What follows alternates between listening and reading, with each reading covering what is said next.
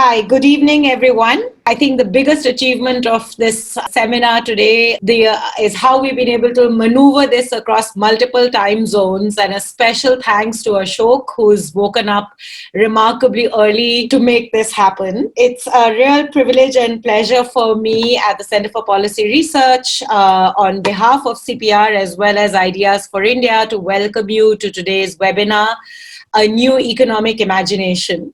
As my colleague Partho rather provocatively said to me, given the state of things, we may well have to imagine our economy. So this seminar series is both about imagining the economy, but also imagining a better economy as we go. It's been a particularly important and exciting moment for us at CPR to be able to host this conversation, because it really is something that has emerged out of a series of conversations that we've been having both within the center as well as with colleagues and friends, many of whom kindly agreed to be part of the discussion today, on trying to understand this, where we are, the state of the Indian economy a little bit better. I think many of us intuitively feel that in some senses, the accepted frameworks of the Indian economy emerging out partly out of the 1991 moment have sort of reached a point where they need to be reconsidered and debated all over again. I think the frameworks for what it will take for the Indian economy to grow are back in contention in ways that are, in some senses, perhaps even more challenging than they were 30 years ago when India opened up and set itself upon this path of liberalization. Both because of the changing global scenario, globalization itself is going through its own reformation, retreat, whichever way you want to look at it. But also, I think the transformations that period of growth brought about within the Indian economy and within Indian society also both presses upon new challenges, but also reminds us of a lot of the unfinished business of the pathways that we adopted back in 1991. Coming upon March, once India went into lockdown, many of these conversations became even sharper, as I think we saw with our eyes and on our television screens for all of us who were locked in. A lot of the limits of the economic growth come out onto the roads, literally, as crores of India's workers found themselves without jobs, without any means of transportation, without any form of social protection, having to undertake long and arduous journeys home. And I think there was something about that moment that brought home to us both the limits of the pathways of growth, that even as it may have lifted up large parts of India out of poverty, it was a reminder of how vulnerable most of India is, how a single economic shock, a single income shock can push people back into poverty, the extent of informality in the Indian economy, which I think throws back up a lot of questions about formal, informal, a lot of the sort of binaries that we had talked about, rural, urban. It reminded us of how integrated the economy was also across rural, urban, across spaces. And it, I think, brought home the fact that this extreme vulnerability also sits without any form of social protection. So again, questions of growth versus welfare that were very much centers of the debate back in the 1990s and 2000s. I think this moment should be a good reminder that it isn't one or the other. The two are deeply integrated and need to be debated collectively. So what emerged out of these conversations was a sense that there was a need to both imagine the economy and reimagine what the future of the economy should be and what future of the pathways of growth should be.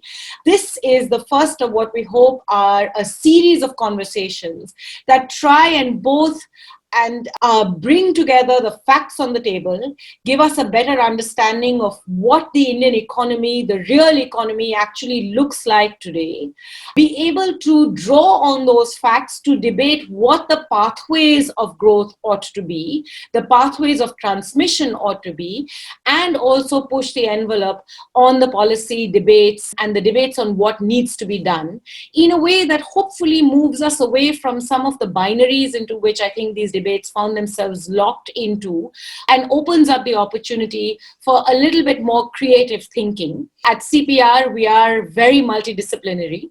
And I was joking with my colleague Mekhala, the social anthropologist who studied agriculture markets over the years, that perhaps the only way to save the Indian economy is to take the conversation away from the economists and bring in other disciplines to discuss the economy. But perhaps that's a little too radical. So today we brought together our economist friends along with us to discuss the economy from a multidisciplinary perspective. So what we hope to do today, today's conversation has really been provoked by a very interesting and important article that Maitreesh, Bharat and Ashok wrote recently that begins with the question of how should we re-strategize India's growth? And what they did in that piece that that many of us who read it found very, very important and useful was to give us a set of facts. We understand broadly that the India's growth trajectory has taken us to a place where we are now confronting a demand challenge. But what does that exactly mean? And what is it about the pathways of growth that we adopted that actually have brought this demand challenge to the forefront of our debate on the economy? And how does the combination of COVID and the switching off the button of the economy actually further heighten challenge of demand as we see it? And then building off of that, what are the frameworks for debate and what should we be thinking about going forward in terms of growth? What should be the key drivers of growth going forward? And how should we think about the policy pathways to be able to enable those drivers of growth? So we wanted to structure this conversation in the following way. I'm going to request Maitreesh to give us a short presentation that both presents us these facts and provokes us into trying to think differently about the question of growth pathways for India. And coming off of that conversation to focus particularly on the question of the rural economy, agriculture and associated agri-industry to discuss the policy questions that emerge from the provocations that Maitreesh will present to us. And we'll try and do this in the form of a conversation with our panelists, 5 minutes, and then open it up to questions. With that, Maitreesh, over to you to kick us off. So thank you very much, Yamini, for that introduction. And thanks to all the panelists for making it in this kind of, we usually talk about cross-disciplinary things, and we do have Mekhala here. Okay, so this is based on an essay that all the co-conspirators to this particular essay are here to defend what we say. So I feel good. I feel emboldened. So in particular, what we kind of were trying to get at in this essay is to think of a bit of a long-term pattern of India's growth process over the last 2 decades, from some of the early high growth phase of the millennium to the stagnation that had set in for the last few years. And of course, now we are in COVID territory with talking about contraction rates as opposed to growth rates. So one of the things, and indeed some of the things we will say have to do with the COVID crisis and the, a really very, very kind of black swan-like situation we are under. But that aside, most of what I'll have to say today will be about this more long-term pattern that seems to be afflicting the Indian economy. So one of the things that has become pretty visible even by the late 2019 was that there was a slackening of demand, and that was basically having an effect on the growth prospects, even though a lot of discussion kept on focusing on supply side remedies as well as supply side constraints, which are, of course, one, as much as one needs air and water, one doesn't really fight between demand and supply. But to the extent that one neglects one side, which has been the case for demand, we argue, that could lead to misleading policy implications. Now, even right now, with the government's measures to tackle the economic crisis, a lot of the measures are focusing roughly on supply side measures. Yet, if we look at, and it doesn't really have to be economists who focus on, say, issues of distribution, inequality, rural economy, we are talking about corporates, who are basically trying to explain or give their views about what is it that is causing the slackening in the investment rate that had already set in before the coronavirus crisis hit. And a big part of this hesitation really comes from the perception of investors that they see lackluster growth in the demand for their products. For example, there's a recent survey of CEOs. Nearly 2/3 of those who surveyed listed their main worry as a fall in consumer purchasing power, and a similar percentage expressed that India's limited fiscal monetary space for demand stimulus as their biggest concern. So these are no left-leaning Keynesian economists sort of focusing on the demand side. This is very much corporate India pointing out to the problem of slackening demand. Now, of course, low investment, if you have slackening consumer demand and then you have low investment, that further compounds the problem of slow growth, because that leads to smaller income generation and further demand generation, the usual sort of Keynesian cycle that we chain multiply that we know about. What we argue in this article I'm basing my talk on today is that the fate of any growth episode that is not inclusive, that it doesn't generate sufficient income for the bottom half of the population, is bound to run into this stagnation problem. Okay? So in a nutshell, we make three core arguments, or there are three pieces to our core argument. First is, any autonomous income increases that go to the poorer sections create a bigger boost in aggregate demand, as they tend to spend a larger fraction of their income increases. That's kind of higher marginal propensity to consume of the poor, macro 101. Now, the second point is the poor tend to spend more of their income increases on the kind of goods and services produced by low-skill labor. So this is maybe a less obvious point than the first one. Now, some of the policy solutions we will discuss as in the course of the presentation is basically says that something that generates complementary demand cycles between the rural and urban sector, working again from income generation in the hands of the poorer sections, generating demand for goods that have high labor elasticity, so because that will create greater income growth, money in the hands of the poorer sections. And that would also have kind of self-reinforcing cycles between the rural and urban sector. That's kind of our core conceptual framework. Now, essentially, there can be many constraints to growth. As I want to emphasize again and again, we have no fight with the supply constraints point of view. It's just that the neglect of the demand constraint that we are trying to push back against. But obviously, many supply constraints afflict the economy. And as we know that in some basic macroeconomic sense, supply and demand are related through income generation and demand generation. Now, the trouble with the supply side view of sustained growth is, short of continuous technological progress, if you have sort of limited technological changes or access to a new market, etc., that has a temporary boost in kind of demand and then sort of production, but it would peter out soon. And what we would need is continuous sort of waves of income growth that would, by definition, make it a sustained growth process.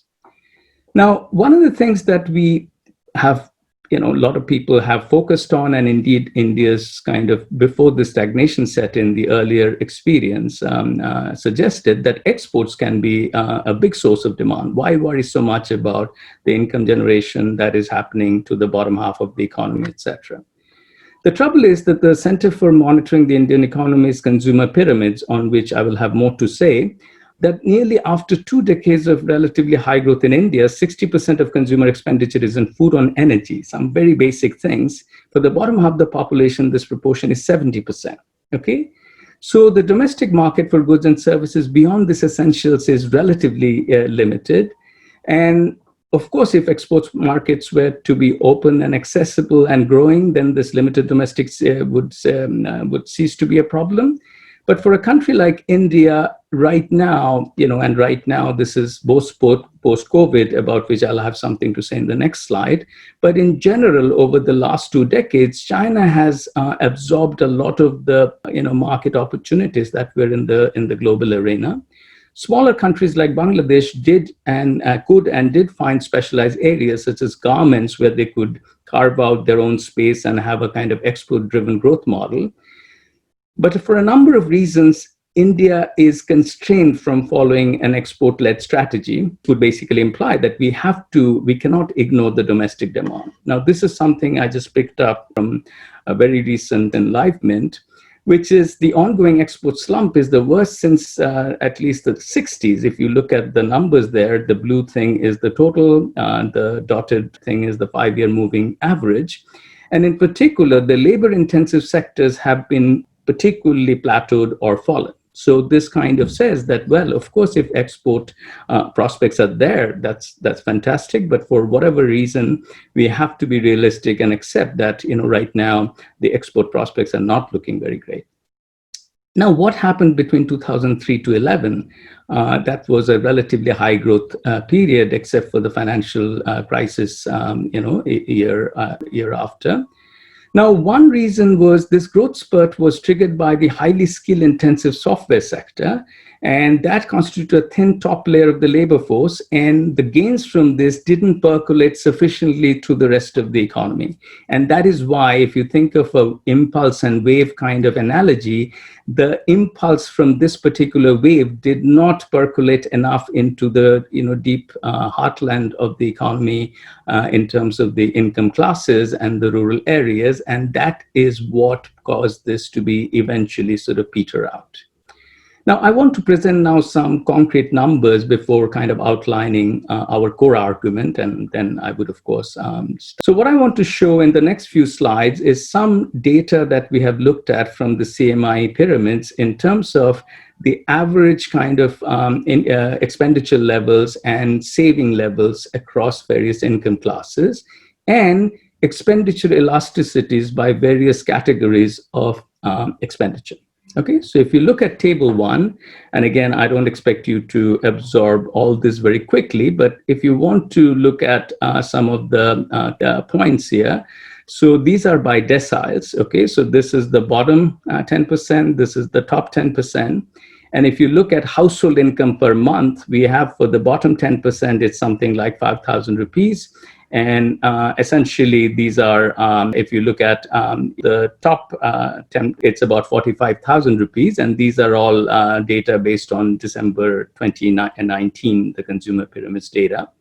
And so that's kind of the household income levels. And if you look at the saving rates at the very bottom, it's basically borrowing going on, whatever meager assets. And so the saving rate is effectively negative.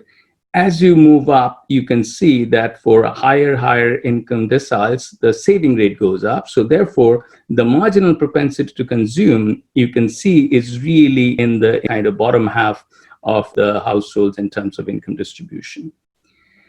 So this just confirms that the rich saves a greater part of their incomes, considerably more, and therefore aggregate demand would go up much more if incomes at the lower end of the income spectrum grow more than at the higher end. So that's sort of piece 1 of our argument.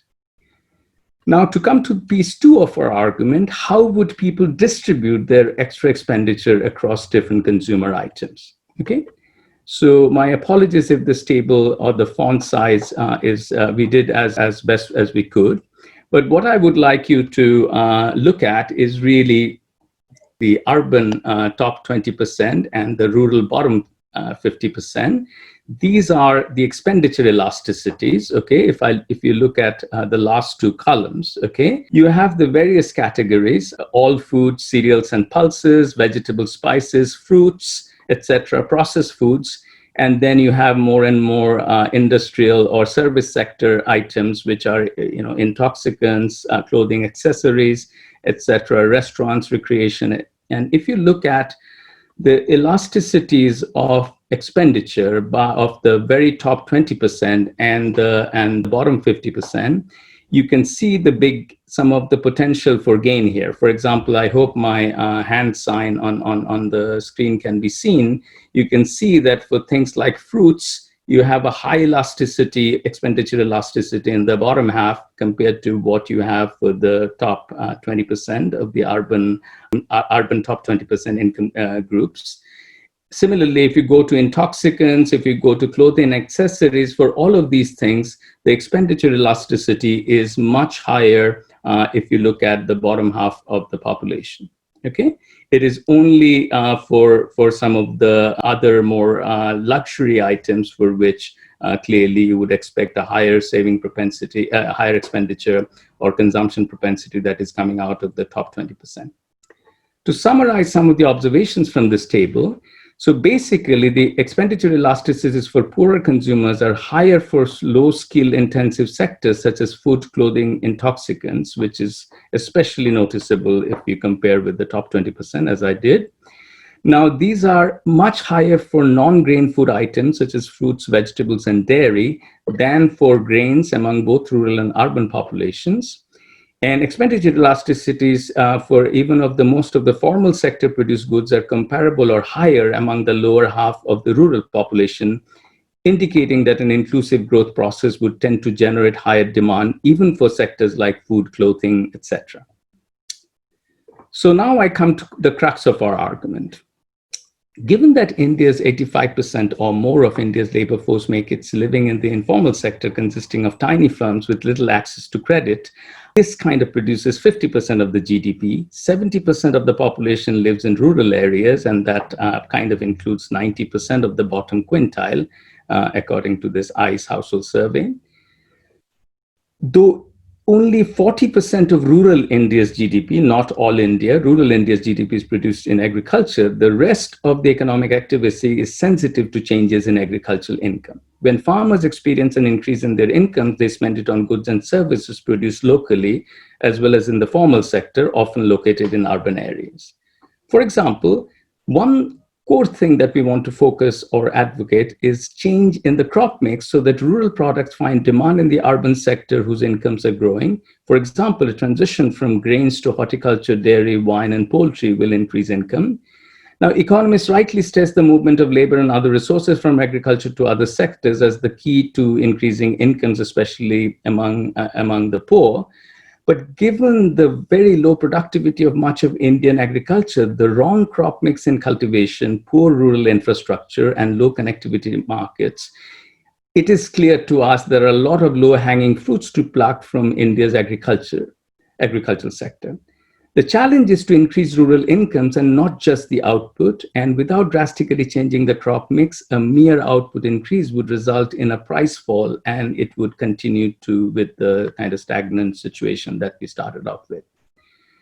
So what happens is when you have a more diversified agriculture, which produces grain as well as fruits, vegetables, milk, etc., these have higher income elasticities, going back to the core theoretical argument that I laid at the very beginning. And the demand composition would shift in their direction with greater incomes. And for the millions of low-skilled workforce locked in grain agriculture, diversification would represent a real opportunity to advance their incomes.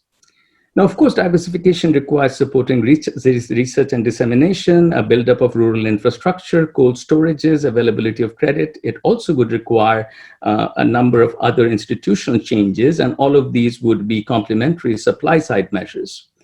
Now, this in turn would increase rural demand for urban products, in addition to demand for locally produced goods and services, and a virtuous cycle can then be established. Now, the growing urban incomes will stoke rural economic activity, and rising rural incomes will create an upsurge in the demand for urban produced goods. And this will be, again, going back to the waves and impulses, propagating to the, full sort of body of the economy.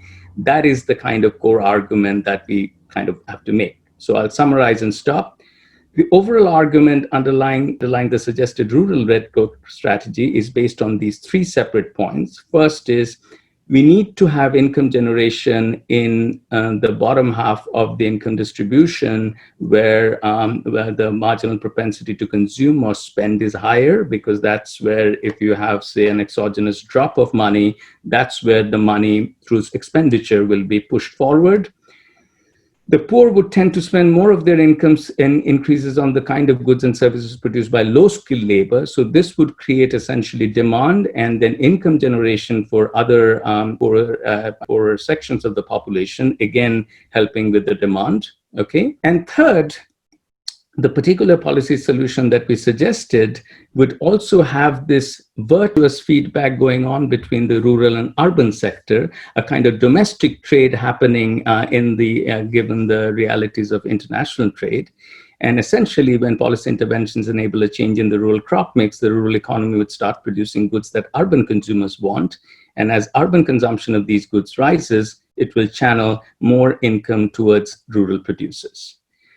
The rural population, especially the bottom half, would spend a higher percentage of their income increases on the more labor-intensive urban-produced goods, and these further increases in demand for the urban-produced goods and consequently the urban incomes and so on. And this goes back to, again, the CEO survey that I mentioned at the very beginning as to this perception of rising consumer demand will then lead to investment, and that would also, again, have positive feedback effects on the rest of the economy. None of these arguments that we have made are meant to suggest that the path of export-led growth is completely blocked, except for it looks pretty not optimistic at the moment. And of course, that we would need a reform of factor markets and supply-side measures. However, rural development is something that has been neglected so far, and in a lot of our policy thinking and the commentary we see in the public domain, a lot of focus fundamentally is very much just focusing on the supply side and not paying attention of, going beyond, say, accounting to economics, where, supply and demand, their mutual interaction is fully harnessed. I'll stop here. Thank you. Thank you, Maitreesh, for that extremely interesting and provocative presentation. Before we go into the discussion section, I just wanted to check with your co-authors if they wanted to add anything to the presentation.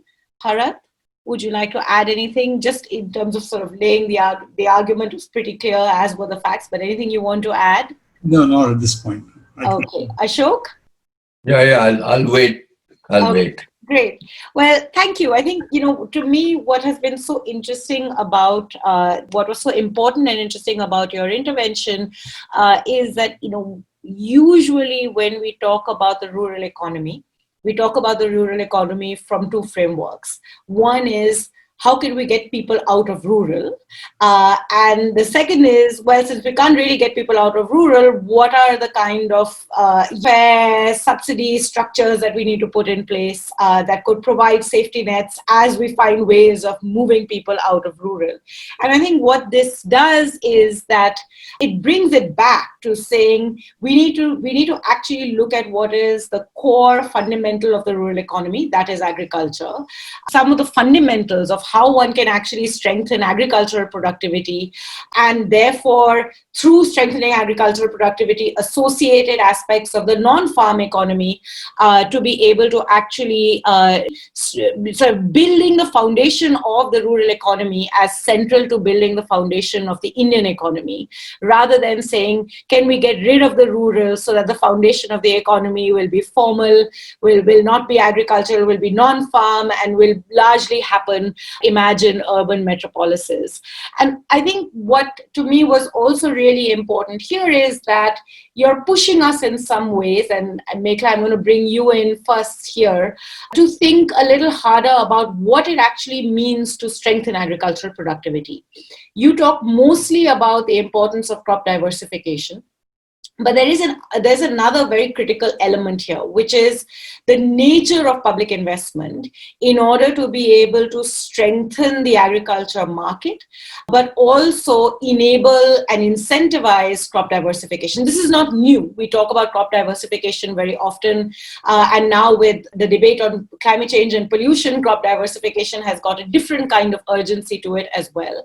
But I think the one place where we inevitably get stuck on is how does one move in that direction? How does one incentivize? And I think it also tends not to be integrated into a larger debate on the nature of, public investment in strengthening agriculture. So Mekhala, can you kick us off? And then I'll come to Bharat and Ashok shortly. Great. Thank you so much, Yamini, and thank you to the three of you for writing this paper and for agreeing to this webinar, starting off this very important conversation, which in some ways is a very old conversation. Indian social science, certainly in economics about India, but it harks back to an old conversation in which I think there were interdisciplinary crossovers and deep engagement. And so to me, since in the spirit of thinking about diversification, I think we can all agree that some good degree of interdisciplinary or disciplinary diversification on conversations of the Indian economy is much needed. I think, and I've gained hugely from reading, of course, a lot of the work.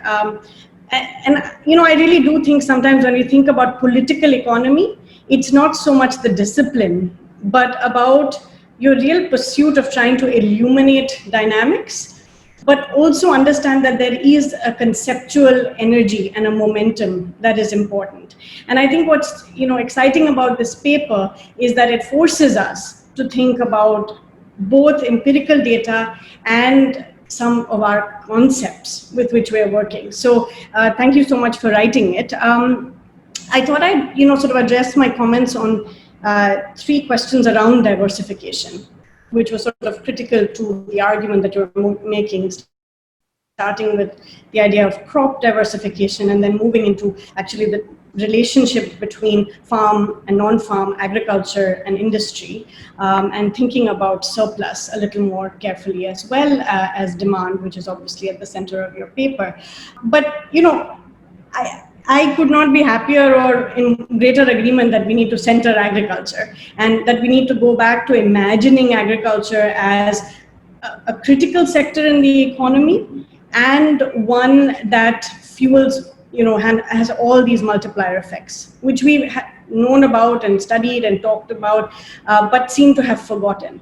I talked about this earlier in a CPR panel, which said what were to happen if you actually believed in Indian agriculture, that agriculture found no mention in the section of the budget on the economy, but was really restricted to the section on welfare. So I think this is an important and timely move. However, I think, Maitreesh, as I read your paper also, my one concern is thinking about agriculture as a sector in which there are low-hanging fruits.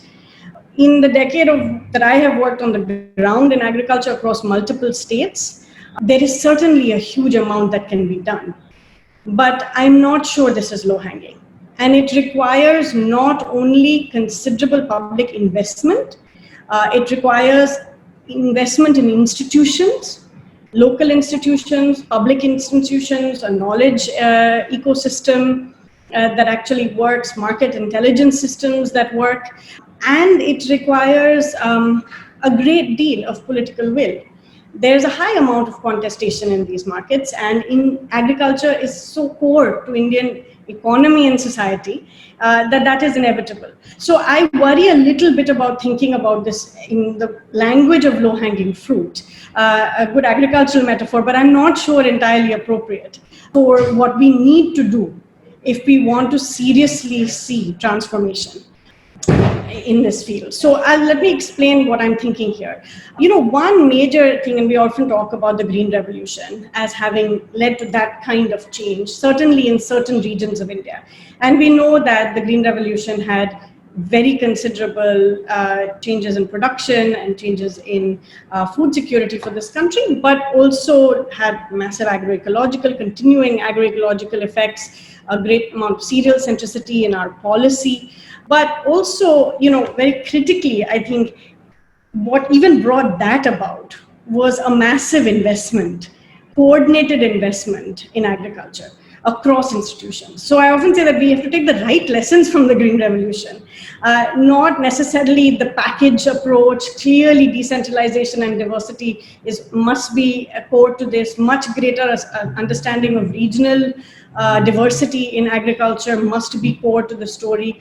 But at the same time, I think the massive public investment that came at the time and coordination across a range of institutions. And we need a new range of institutions as well as revitalizing some of our older institutions. But I do think that is one thing. Going back to that, I mean, what really spurred income increase, particularly in the Green Revolution heartland, so, in Punjab and Haryana, in parts of Western Uttar Pradesh, and in other states where they experienced that transformation in wheat and paddy, was also driven by the state in the MSP, in the form of MSP and procurement, as well as production subsidies, right? Input subsidies. And this is something that both Bharat and Ashok have written and thought so much about, and I would love to hear your views, because I think, as we think forward, there continues to be a very important role that the state will play both on the input and output side. There's a huge debate currently, and again, a long-standing debate about MSPs, whether one actually diversifies what the state buys, right? We are seeing this in some states like Odisha, where there's a focus on millets, there's a focus on pulse procurement, there's a focus on, this MSP instrument is actually quite a complex instrument. I've seen in Madhya Pradesh, both incomes and production rise over the last decade, where, wheat procurement has been focused on. Having said that, it also has led to a reduction in varietal diversity of wheat in MP, which has always had much higher quality wheat than other parts of India. So these are complexities, right? Madhya Pradesh is also going through a very serious water crisis, precisely the areas where groundwater has been mined to take a second crop of wheat. So I would like to just ask this question on sort of how do we think about the whole challenge of MSP in procurement? Is it possible to have a nimble, diverse MSP instrument which reaches more widely? Certain states have certainly invested in this. So this would be one way in which the state continues to play a role. I think any reform in this area will have to be very carefully negotiated and will be long-term. So this is one part. The second thing that I saw in research in Madhya Pradesh, for example, was the big change in incomes happened with soybean. And soybean was absolutely an export-led commodity. So one important thing is, and it transformed incomes as well. So here again, the question of agricultural exports is one part of the story where there's a lot of focus today. I mean, this week, particularly with the ban on onion exports, questions about whether the way in which we, look at inflation targeting, how does it affect farmers, and what would one actually do if one was to actually take an approach which enabled exports. But that's one of the challenges of a commodity like soybean, right? A lot of the big changes that have happened have been export-led, and we have a problem with oilseed self-sufficiency, edible oil self-sufficiency.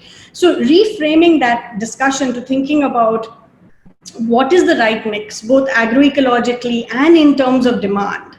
It's not clear to me that thinking has been done at an institutional level, but also to be done regionally, right? So what is the crop mix that we would actually look at? What would be the focus? Different regions, how would you balance both exports and local diversification? I think the opportunity COVID gave us this chance to also think about local consumption systems, local food systems, but you are going to need a mix. With the size and scale of India, you are not going to manage with a single strategy, which is let's go back to having only local food chains. But whereas getting more ragi and millets into the ICDS and into the MDM scheme in Odisha is a great move because the state supports both diversification of crop, it supports tribal farmers, and it gets it into a core welfare element. So maybe that's something that one can prioritize. At the same time, farmers in Balasore are turning to shrimp farming. So there's a paddy prawn cycle going, and this is one which is full of risk. We found across our research in Punjab, Bihar and Odisha, farmers were growing paddy even when there wasn't huge amount of state procurement because it was the least risky crop. right? And so diversification comes with both production and market risk.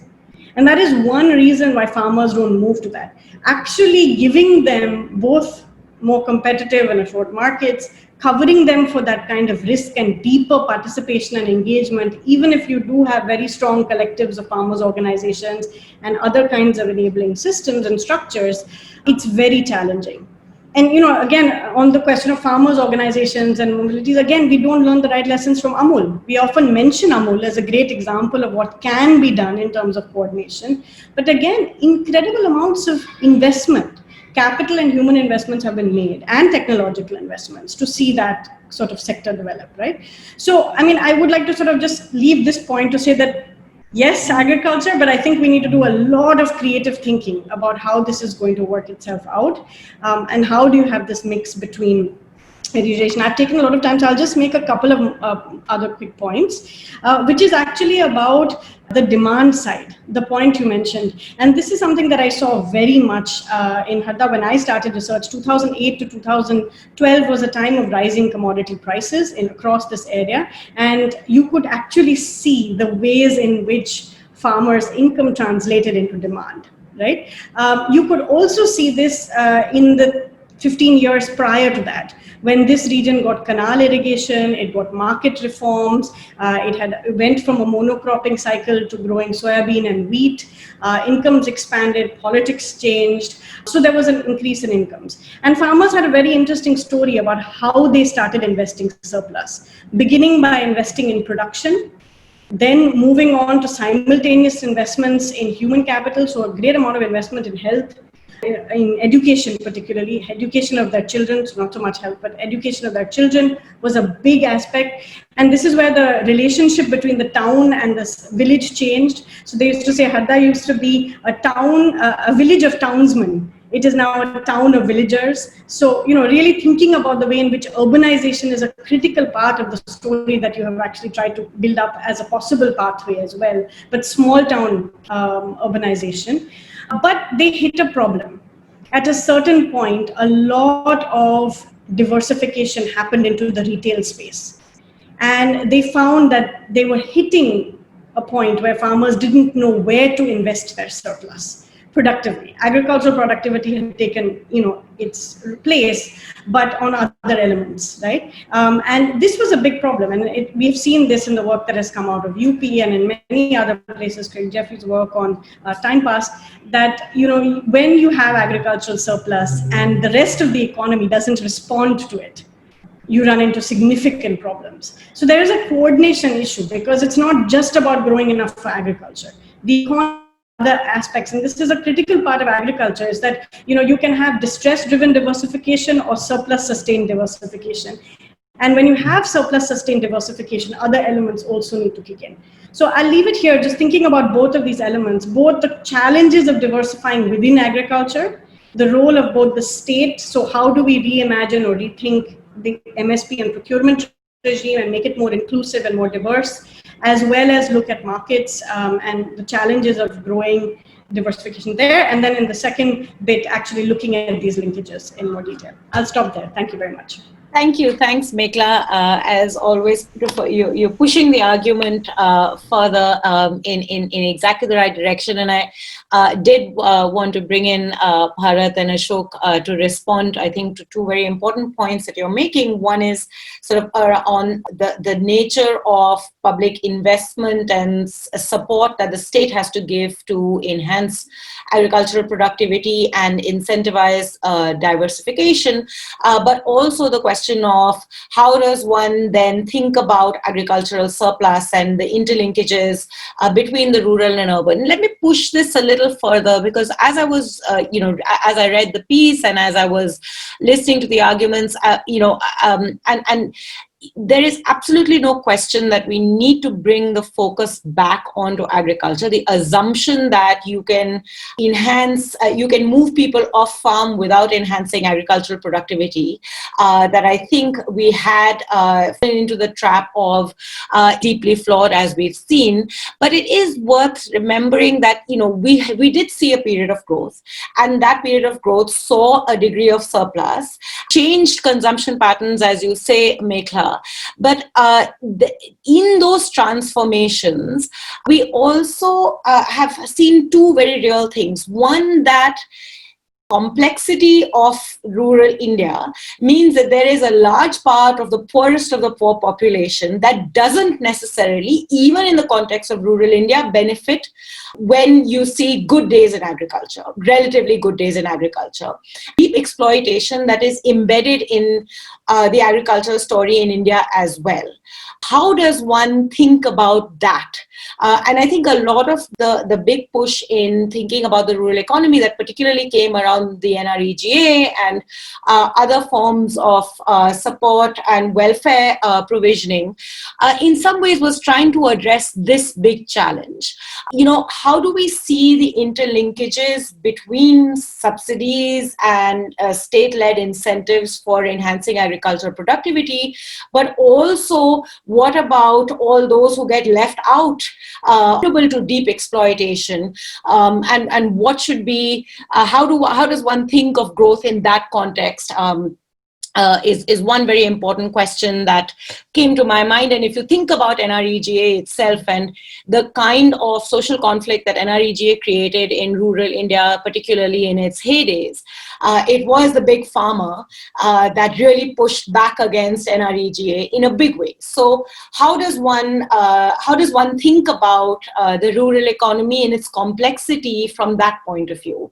And then the second big question is,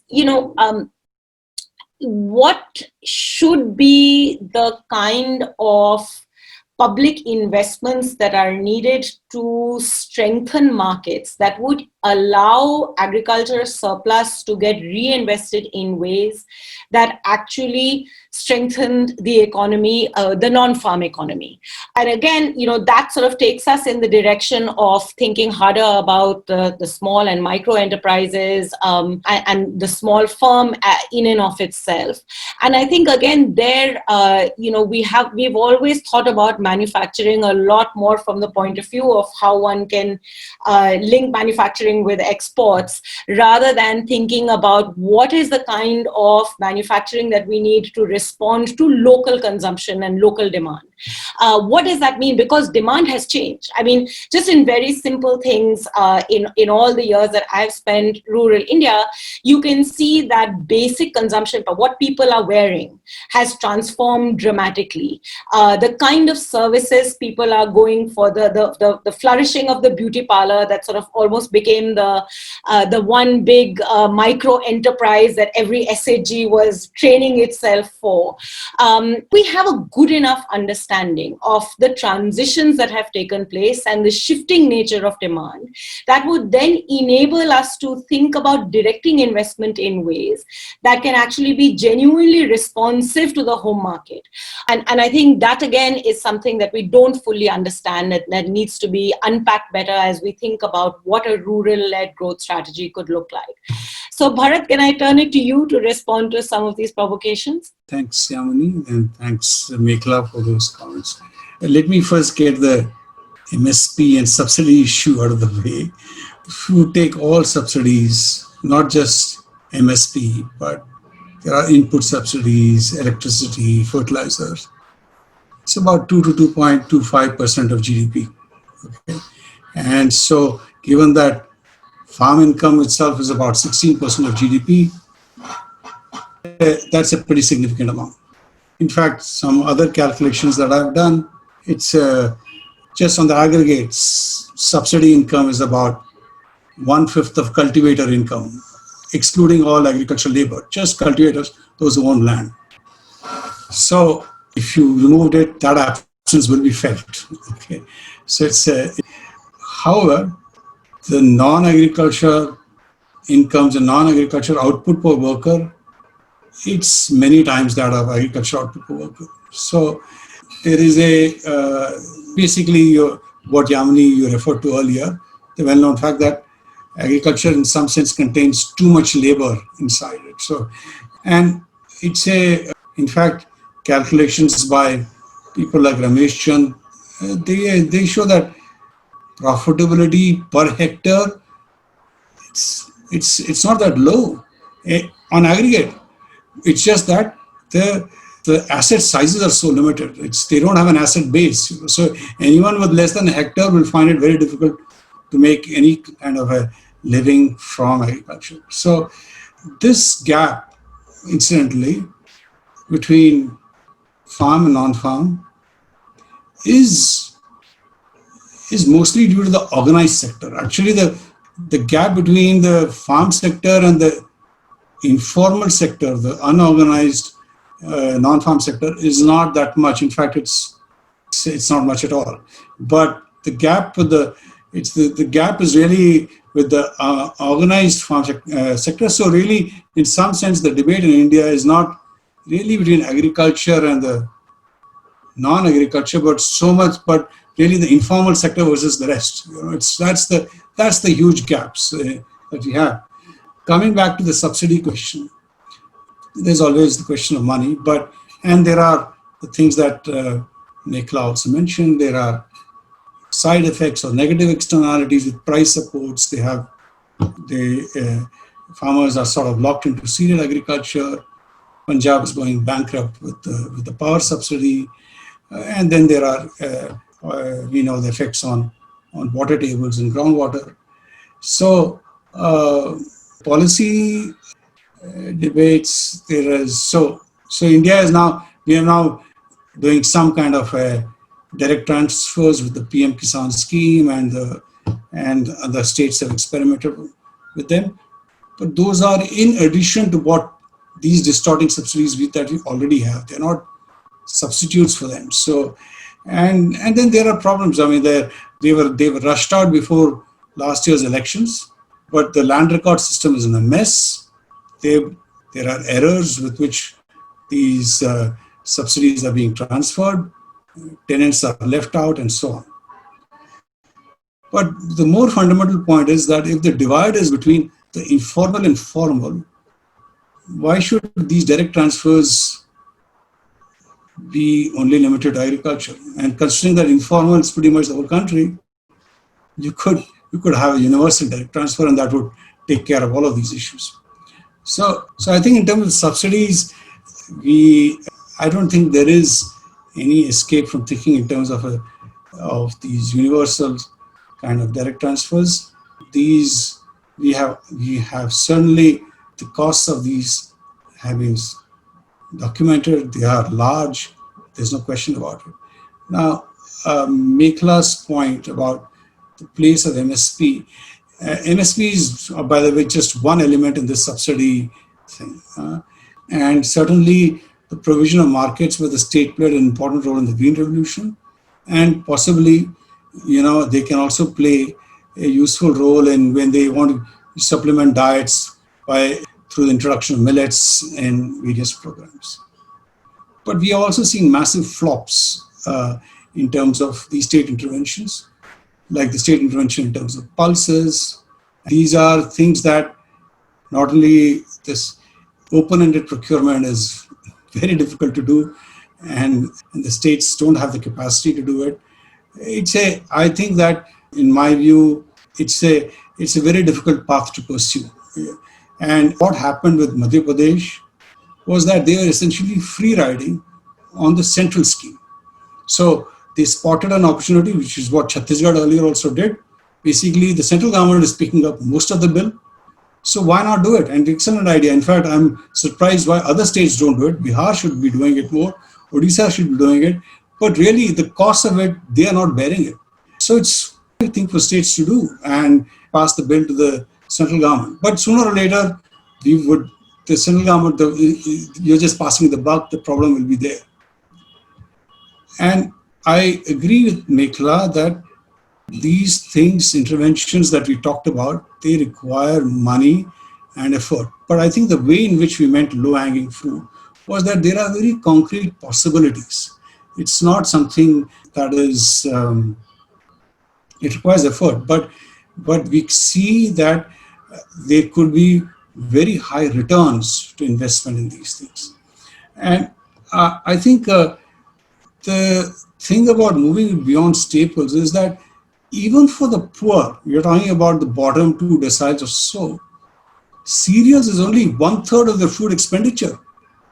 2/3 are on other things. And often when we talk about food policy, we just think in terms of wheat and rice. So there is no question that we have to think of the other things. So if we invest in those sectors so that the productivity rises and the relative prices of these non-cereals will fall, that will increase the demand for non-farm goods, increase the markets. And right now, the cost of consuming calories from non-cereals is very high. So you're not getting the agricultural growth, you're not getting any of this nutritional dividends. You're not getting it because you're not consuming enough calories. You're not getting from the nutritious foods, you're not getting enough, we're not consuming enough fruits and vegetables and proteins. So you're not getting it. So so even if agriculture grows, it's not, the composition of growth is very important because the dietary transformation cannot happen as long as we have a cereal-centric agriculture. Besides, I think this is the point to link up to the paper. These sectors offer opportunities for the unskilled labor that is, or the low-skilled labor that is locked in cereal agriculture. So I don't see, Mekhala, anything. I agree with you, the complexity of the task and the fact that there is no magic bullet. There's no one formula that fits for all states. But I think and these solutions really, it's really not, a lot of these are locally devised and appropriate for that state and so on. And it's hard to anticipate that or to even say what they would be by any of us. But I think too often that in our conception of agriculture, we see it only in supply terms. The crisis and everything, we see it as a supply. We don't see that an issue of that there are people there whose incomes depend on demand and who in turn and their propensity to consume many of these sectors which employ low-skilled labor is very high. So that sets off the virtuous cycle. So in some sense, that's the kind of shift in perspective we are looking at. And as I said, to link up to what Yamini mentioned at the beginning also, that about the subsidy narrative, I don't think, so we do the calculations, even a doubling of subsidies, okay, will not really, even if you can afford it, I'm talking here not just about the direct costs, but all the indirect costs, will basically increase farm incomes on aggregate, by about 5 to 10%, and it will not bring this integration between the urban and rural sectors. So we need that. Finally, last point is about responding also to Mekhala's point about that things can plateau at some point, that when there's agriculture surplus, there's no supporting investments from the rest of the economy. That's right. And I also wish to say that this is, while this would be an agriculture-driven growth would be more inclusive, it certainly is not the same as the kind of export-led growth that the East Asian economies managed, of shifting people out of agriculture and contributing to rapid increase in living standards. I think they give us increases in rural incomes, but for a growth process that would give us, let's say, secure, high-paying jobs with social protection, I think we would definitely need more. I don't think there's any question about it. But I think there are what the growth process of the 90s and 2000s, right? They did not, in some sense, they were not achieving either because they did not give us those high-paying jobs because of we have so many structural constraints because these people are low-skilled and so on. So we are thinking about it in incremental steps, and so you have to see this in that perspective and context. Thanks. Thanks, Bharat. Ashok, can I turn to you? I think for your broader reflections, but also wanted to push you on two elements. One, the structural constraints to an agriculture-led growth are also quite large, and I think Bharat, you talked about that as well, both in terms of low asset base, fragmentation of land, the fact that agriculture contains too much labor, and the inherent inequalities that lend one towards greater exploitation, all of which could be addressed with agriculture-led growth along with social protection. But the challenge of Narega, I think, is an important one in that what it does as bargaining power of rural labor increases, you also see new types of social conflict that become challenging. So how should we be thinking about rural wages in the context of these sociological realities of rural India? So more broadly, your thoughts on the subsidy, the big subsidy regime question. How do we think differently about public investment in a way that actually lends itself to market competition rather than curbing market competition, which tends to be the nature of the argument today? So over to you. Okay, I think Mekhala is quite right that something in Narega, a lot of times the projects were stopped in the interest of the local landowners who dominated the political scene, right? That is true. Now, I think in general, when you have a project where both parties, say landowners and the workers, have conflicting interests, that there's a certain amount of funds coming from the central government, and if in fact you have this project, the local residents will gain, but you're giving them bargaining power, and that would increase the wages in general in the area, and so the landowners don't like it, right? So they would fight. Now, when we're talking about this rural-led growth, this is not just a kind of divide the pie problem, but in fact, the pie gets bigger because you're finding markets outside the rural area. You're finding, by changing the crop mix, you are in fact expanding the market beyond the immediate area where you're creating cold storages, you're creating a larger scale by having cooperative societies and so on. And you're finding urban markets for some commodities, you're finding the export markets. So all this means that the amount of income you may benefits everybody involved, right? So part of the solution to avoid just internal conflict is to go from a situation where you are just dividing the pie to making the pie bigger. So that's one thing. Bharat did not mention, and maybe I would like him to, when we're talking about subsidies, yeah, I mean, subsidies can do damage. Subsidies can also do some good, right? Subsidies can be a nudge. Now, Bharat had actually worked on a project. I'll let him talk about it, but potato farming in Uttar Pradesh. And problem was to bring it to the city markets like Delhi or Mumbai. What would happen typically is that at harvest time, the prices would drop, and then the farmers were compelled to sell them at this lower prices.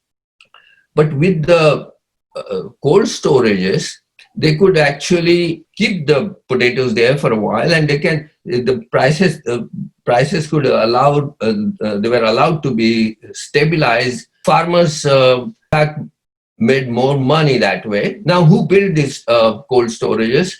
And they were private entrepreneurs. How did it all get started, or what triggered it was the state government giving a nudge through a subsidy to build cold storages, right? So there again, you can get a process started by using subsidy as a nudge, right? That's one thing. As far as the MSPs are concerned, by the slightly tangential, but our good friend Parikshit Ghosh is always reminding me that no matter how inefficient MSPs are deemed to be, in the political economy of India, they serve a useful tool for redistribution. that to the extent that the number of farmers involved in cereal farming is quite substantial, all other means of distributing income from the haves to have-nots are difficult to implement. Just changing the terms of trade in favor of agriculture. And here, one very easy instrument to have is the MSPs of the cereals. Okay, and so despite all these inefficiencies, the income distribution at some point becomes crucial. If all other avenues are closed, you use the increasing MSP kind of thing, and that may be partly why poverty was falling quite rapidly during the years, from the 2009, 10, 11, so on. And because the MSPs were going up during that time, 2003 to 11. So those are just some side comments I wanted to make. Once again, when Maitreesh gave kind of a detailed exposition on why we may be export constrained at this point, but in fact, in this rural-led strategy, exports could actually play a big role. There's several items. If you can get an act together, right, like in terms of creating scale, in terms of actually building the coordinating bodies, like with Amul or with sugar cooperatives or so on, then there are many items which are exportable. Certainly, fruits, flowers, agro-processing, like there are some of the fruits like custard apples, so on. It's clear it would have a huge demand. Pomegranates in fact water short areas. In fact, have a host of questions as well. So I'm going to try and integrate some of the questions into our discussion. One important one actually, is about whether there's been any recent data that examines access to health and education and other public goods, or the absence rather of those, whether that, what kind of impact that has on incomes.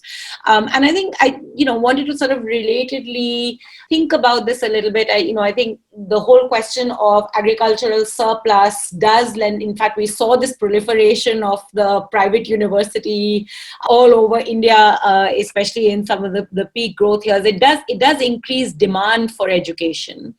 And do we know enough about how, so of course, one part of that is public investment in education, which itself is appalling and has its own problems.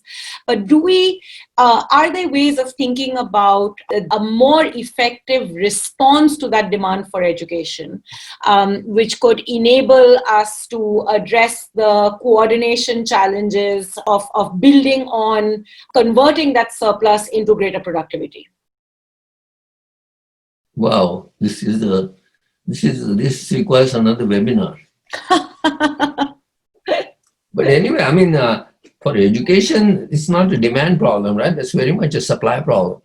How do you don't really have a very good solution. I'm often puzzled, why is it that what Vietnam can do, what Philippines can do, what Thailand could do, what China could do, so small and large Asian countries, one thing they were able to do is to deliver quality education in their public schools. And why we haven't been able to do. This has been the kind of obsessive focus of Pratham for so long. Solutions have been proposed, and there are experiments here and there where they are being tried out. And I hope, something comes of it. Like I don't have an answer. How do you fix education in India? That's mainly what it amounts to.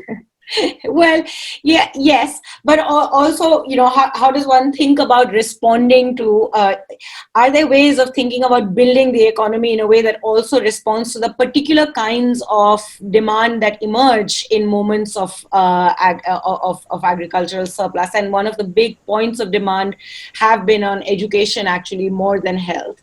Maitreesh, maybe can I bring you in at this point? One of the, both on the sort of subsidies question, the redistribution question, your own work on thinking about welfare, income support has been an important part of this debate. So some reflections on the link between income support and redistribution as we talk about a rural-led growth strategy. There's also, I'll just add in a couple of questions that have come in from the audience. Benefit from a more formal growth story model is one question. The solo model is a good starting point. Capital accumulation is fundamental, so is TFP, without which we cannot have faster sustained growth, and including human capital. So is this just a supply-oriented model? How would you bring the demand element into it? Which I think sort of links to some of the more fundamental first principles that we debated. So, do you? Okay, no, I think if Ashok couldn't answer all that ails our education system in 2 minutes, Ashok, you should have.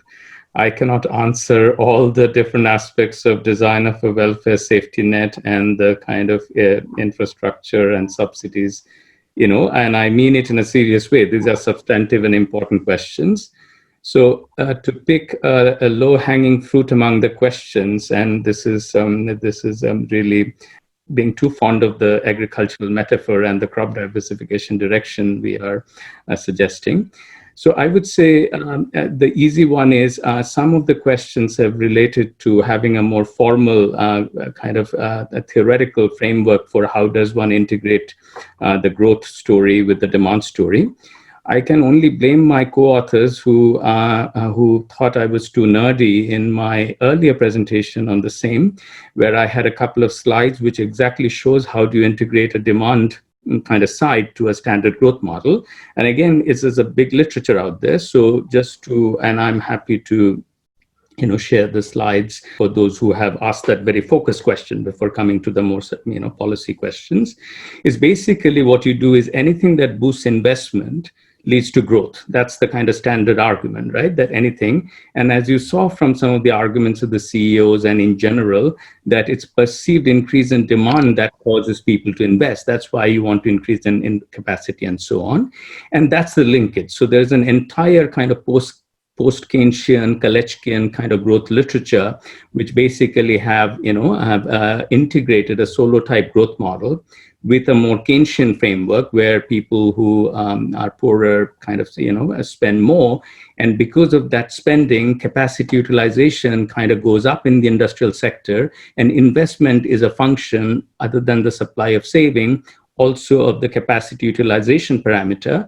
And that gives you an integration of the solo type, standard neoclassical growth model with a more demand-oriented approach. So that was my kind of somewhat nerdy question on some of the comments and questions that had, specifically on that thing.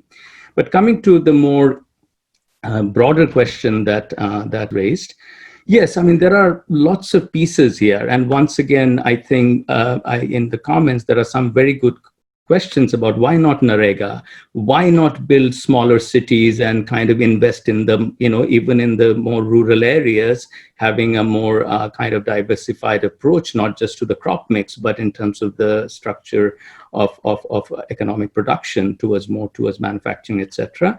And I would say, hey, when you say a low-hanging fruit, you're just being somewhat, whatever, diet-friendly. You don't, we are not focusing on all the fruits that are to be picked. And I think Mekhala was right to point out that, going back to an old Chicago aphorism, that there are no $500 bills lying on the sidewalk, right? So therefore, of course, when you say low-hanging fruit, it doesn't mean that it's such a no-brainer that if we just, after this panel, decide this is what we should do, somebody could press a button. Of course, financial resources would have to be harnessed. Of course, the whole institutional mechanisms for instituting some of the infrastructural changes that would have to be done. So again, this is more a response to some of those questions that's saying, look, crop diversification is one example that I think Ashok also elaborated as to why that could be a promising low-hanging fruit.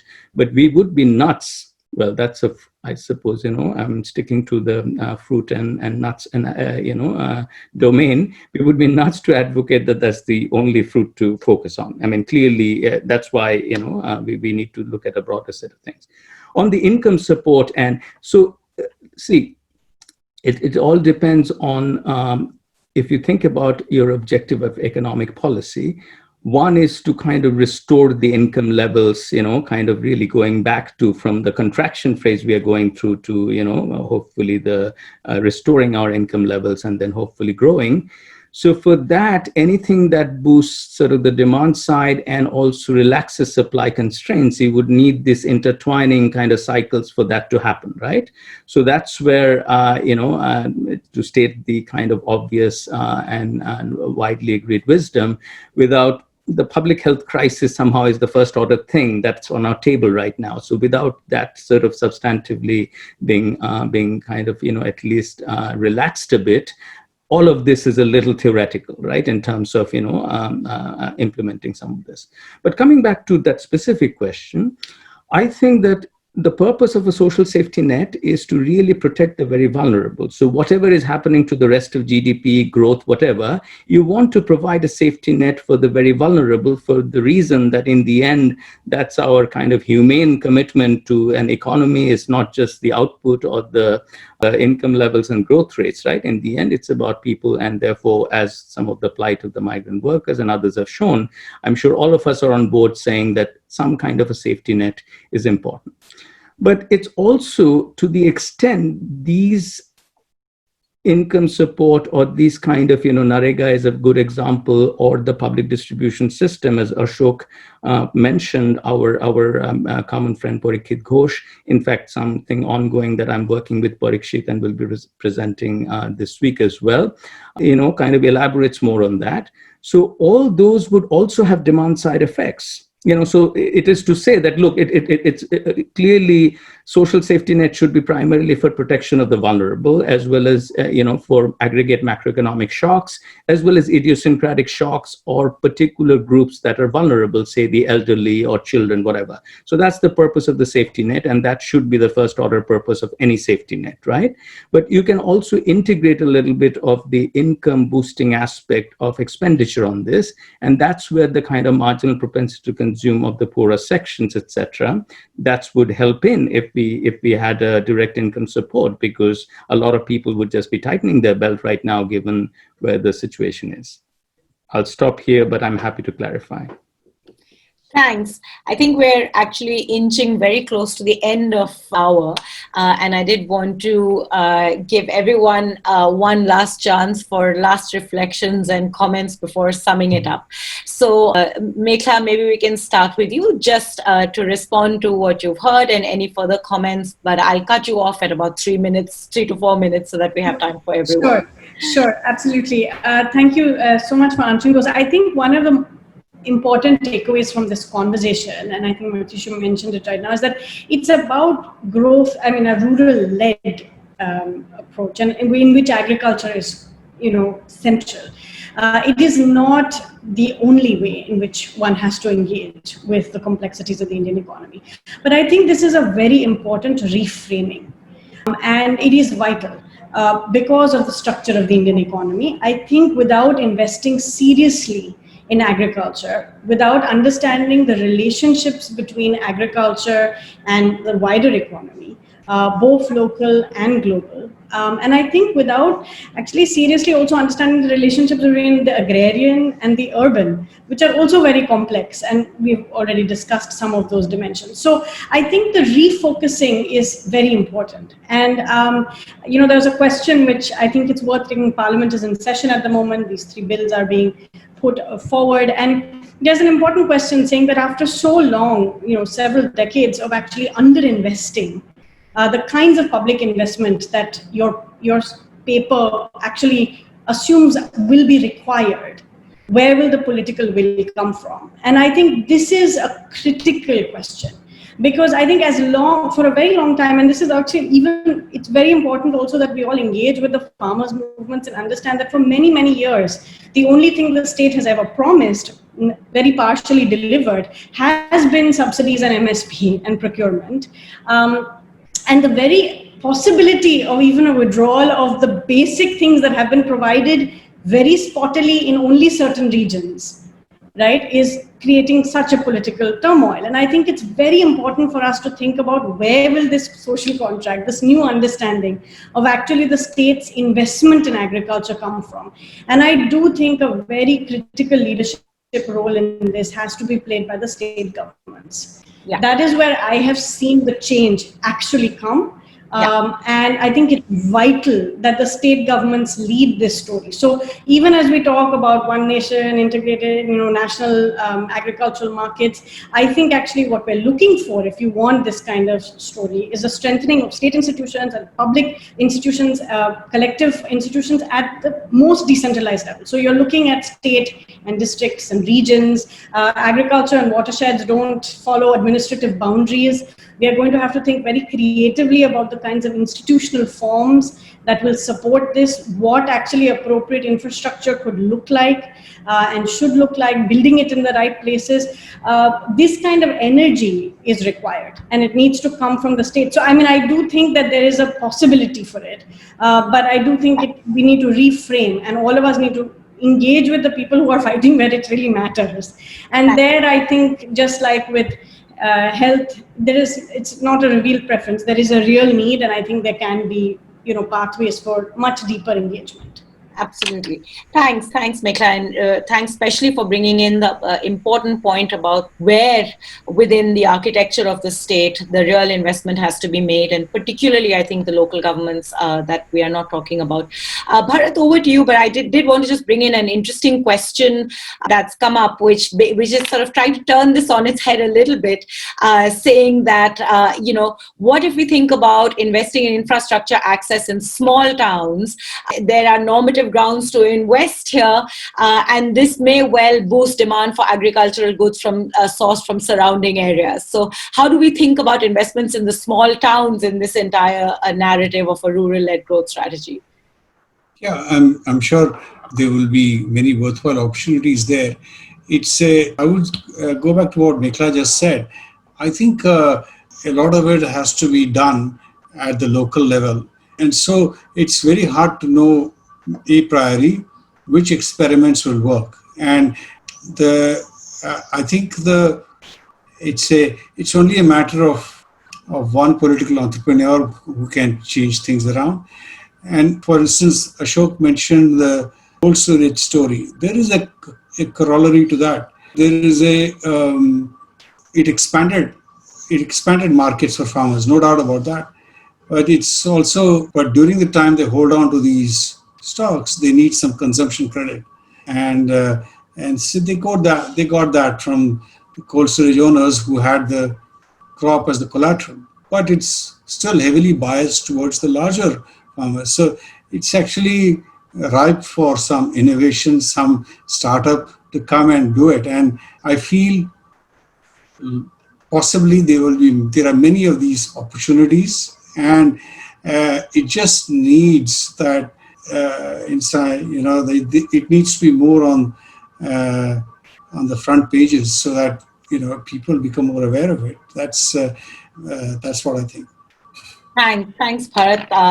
Ashok, over to you. And I'll pose one more question that's coming from the audience as you give us your closing comments.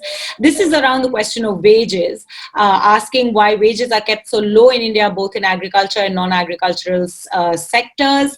One cause, of course, are structural inequalities. Can one think of policy design that would address this? Your thoughts on the question of wages as well as you reflect.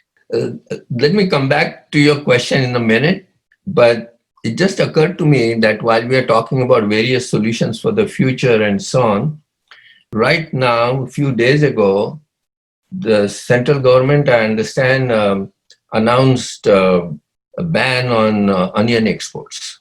Okay, as long as with all the talk about how they're supportive of market solutions, etc., when you put a ban on highly exportable commodity, you are basically announcing your intention or your bias against agriculture. And I think nothing is going to happen. All this talk is useless as long as government has a strongly manifesting bias against agriculture. Even anytime there is an opportunity for farmers to see a boost in their incomes, somehow the government policy bars it. And I think this should be roundly discouraged.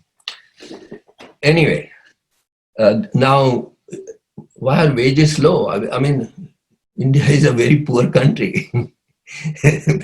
That's why, I mean, you saw from Maitreesh's slides, if you see that first table,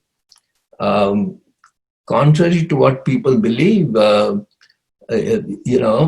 almost bottom 8 deciles are really poor, and what we call middle class is really the upper class. So the wages are low because productivity is low. And this poses problems of various kinds, that if you have, for example, now we have a symposium going on, the pages of ideas for India, and to have some kind of employment creating scheme in the urban areas. And one of the problems is when you create a government ordained scheme, you have to observe the government laws, for example, for minimum wage. But if for most of the informal economy, if the wages are way below minimum wage, then it inhibits coming up with a government scheme which will pay higher than what the normal wages are. Then what happens to all those normal occupations? Do people leave that? I mean, basically, my answer why wages are low is because it's a very poor country, and the poor countries are those with very low productivity in all sectors. And most of our population is engaged in unorganized informal sector with a very low, which is typically a low productivity sector. So that's one thing. One last thing I would like to say, which is not really probably quite fit into our today's seminar format, is a little bit going away from India and rural economy and so on. But this idea that demand plays a big role, I just want to point out the possibilities of this all over the world, right? This is a world where you have a rapidly progressing labor displacing technology.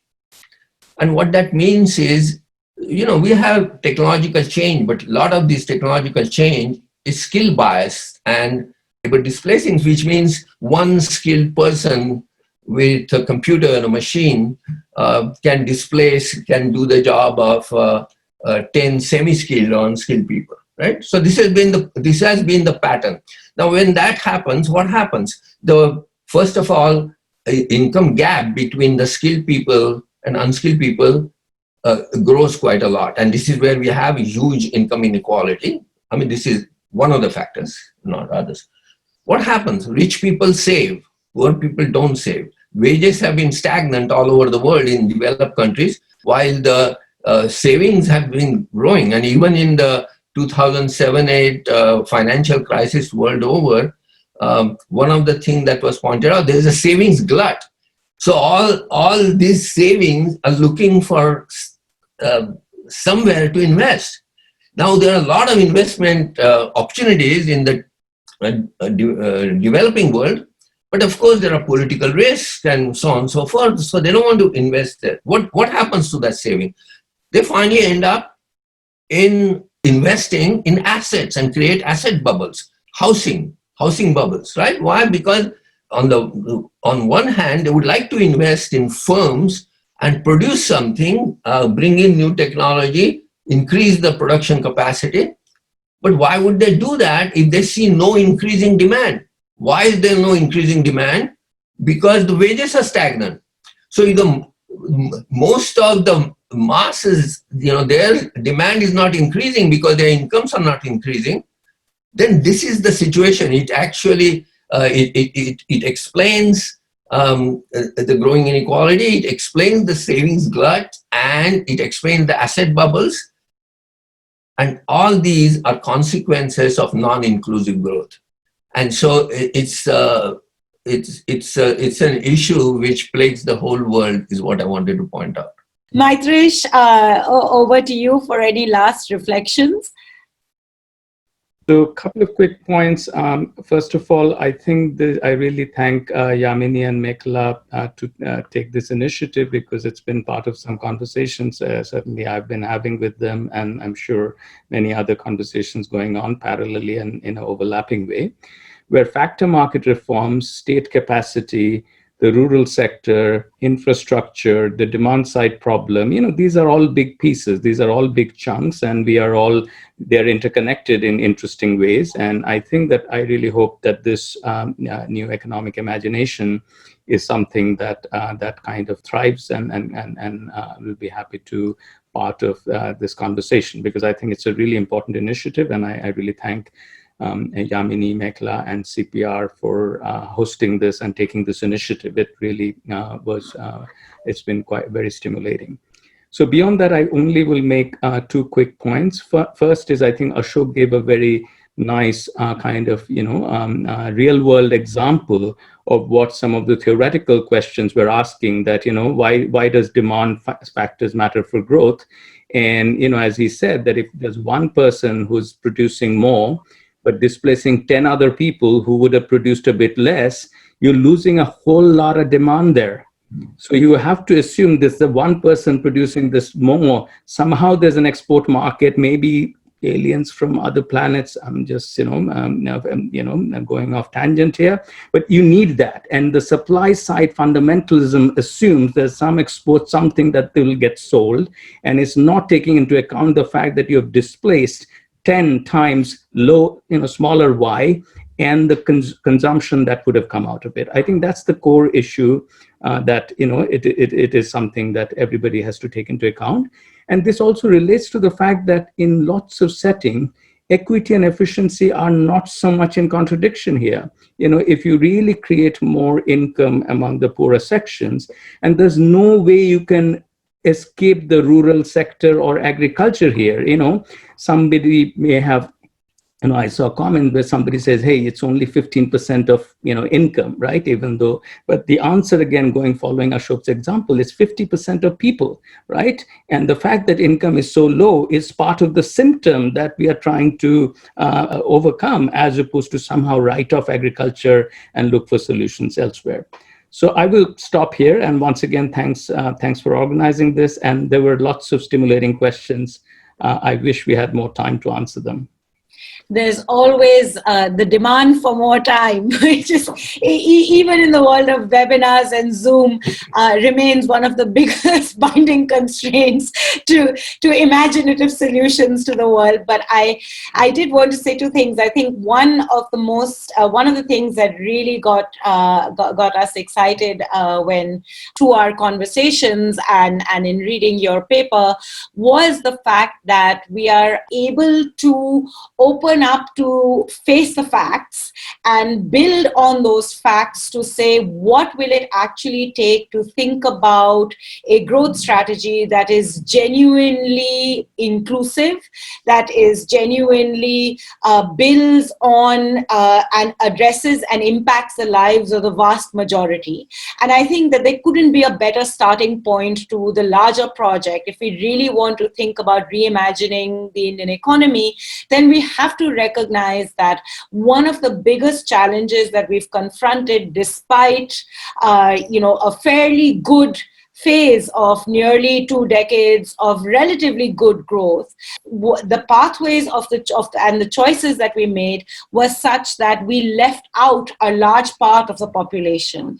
And as we are coming to a point where we are seeing the limits of those pathways, we need to be thinking differently. And that means going back to some of the core critical aspects of our economy that we both that not only did we ignore, we assumed mistakenly that the best way to solve those problems, so the best way to solve the challenge of low wages, the challenge of low productivity in agriculture, and the distributive challenges of rural India, is to try and create what I think are false binaries between rural and urban, between formal and informal, and assume that we would move in a direction of growth, that growth would move us in a direction of productivity that would transform, that would lead us into a structural transformation where the rural would disappear into the urban, without actually investing in the foundational elements of rural that would enable that productivity to happen. So I think we are turning full circle back to some of the core elements of the economy.